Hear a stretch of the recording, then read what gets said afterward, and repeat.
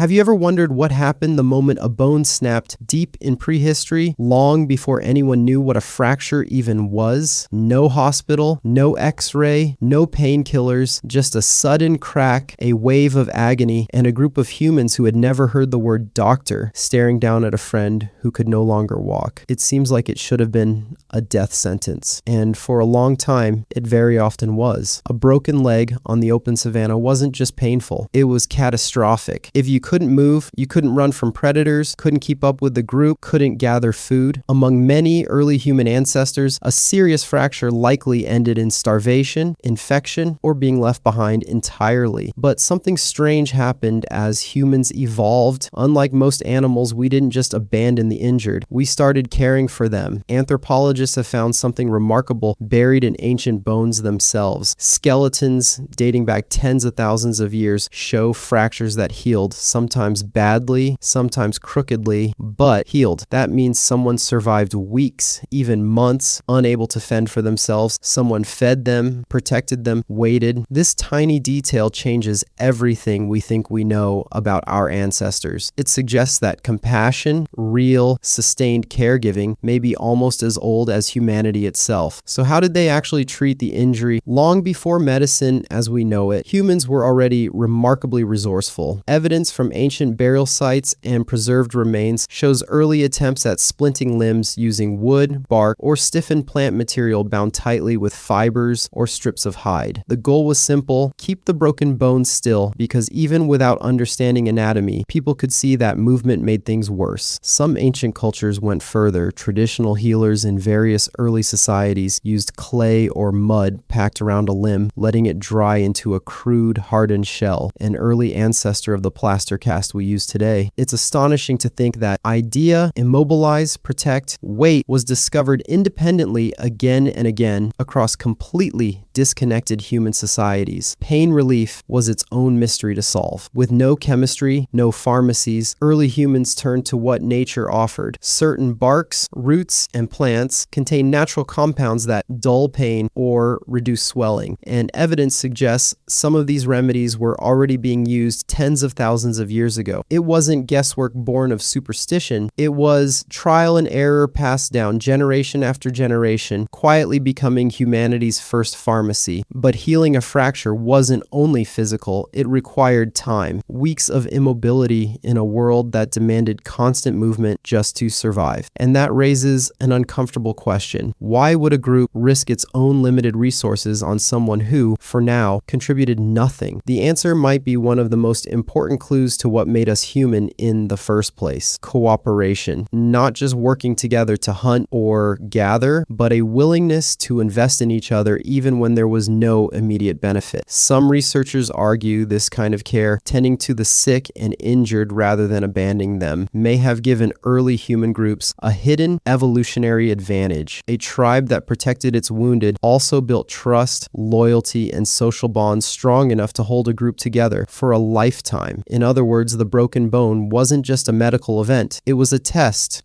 of whether a group of early humans would choose survival of the fittest or something entirely different. And time and again, the evidence suggests they chose each other. Today, we take a fractured wrist as a minor inconvenience. A cast, a few weeks, back to normal. We rarely think about the fact that this simple act, someone stopping everything to care for another person's pain, might be one of the oldest stories humanity has ever told. Long before written history, before language was even fully formed, our ancestors were already asking a question we still answer every single day. When someone falls, do we leave them behind or do we carry them forward? The bones remember the answer. They always chose to carry them forward.